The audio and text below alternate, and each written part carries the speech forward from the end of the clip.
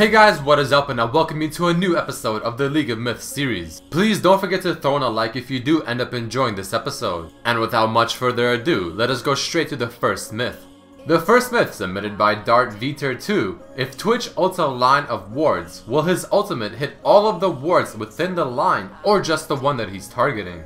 So we all know and love Twitch's ultimate because it can go through several opponents and hit multiple people at the same time. But at the same time, if you have your ultimate on and try attacking something like the Nexus, it will simply not hit it. And wards usually have a very unique way in terms of how they act. So this is actually a very interesting myth, and the results are not exactly what I expected. And you can see as I pop the ultimate and attack the last ward, it hits all three of them. I switch targets to the middle ward and it still hits all three of them. So definitely keep this in mind for your next game as Twitch, as this is somewhat valuable information. The spray part of your ultimate can hit wards. Now the second myth, submitted by Jared Tanz on Twitter. Can Nami's ultimate hit the same target twice, using for example Ezreal E or Blitz's pull?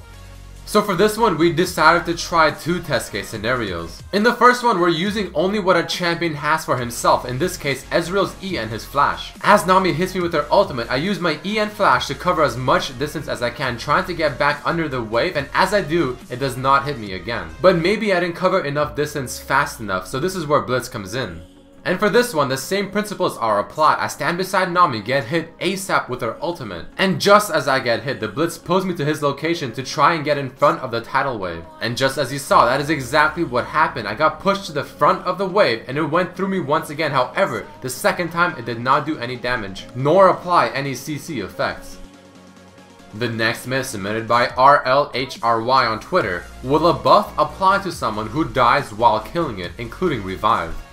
So this myth is actually somewhat interesting as well, and there are going to be two test case scenarios, the second one being a lot more interesting. In the first one, the testing principles are as follows. Nunu is going to be tanking a very low HP blue buff, while myself, the Nidalee player, is going to throw my Q to kill it at maximum range. And just as I throw my spear, Pantheon is going to kill me in one auto attack or Q. And the thing we're trying to test in the first test case scenario is as I throw my Q to kill the blue buff and die, my spear will kill the blue buff after I die. So if I respawn after 20 seconds, will I have the blue buff? And long story short, the answer is no.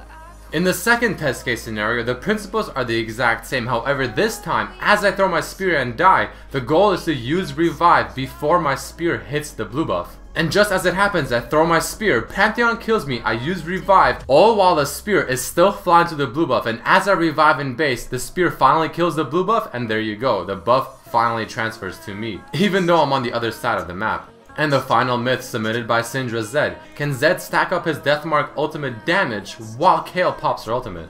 So we know Kayle's ultimate does stop damage, but the question is, will the damage that Zed does to Kayle while his Deathmark is on her still apply to the Deathmark but not exactly straight to her HP? So here we simply did a basic Deathmark to see how much damage it does, and it was 89. And now in the actual test, I will simply use my Deathmark on the Kayle. She will pop her ultimate just as I place the Deathmark. I will try doing a full skill set rotation to put as much damage as I can. And her ultimate will wear off before my Deathmark pops. And we will see that if the damage that I'm doing to her that is technically being blocked by her ultimate, so her HP is not being affected, still affects the damage that his ultimate can do, assuming it is not blocked as well. And as you can see here, the damage is only 91, and the reason it's higher is because of the level up. So the answer to this myth is no, it will not add the bonus damage to Deathmark. Alright guys, that unfortunately does mark the end of this episode of League of Myths. If you did enjoy, please don't forget to hit the like button and maybe share it with your friends. You can also submit your own myth to be featured in the next episode by either leaving a comment under this video, tweeting at RedMercyLOL, or on my Facebook fan page, RedMercyLOL as well. But I hope you guys enjoyed this episode, and I really hope to see you next time. Peace!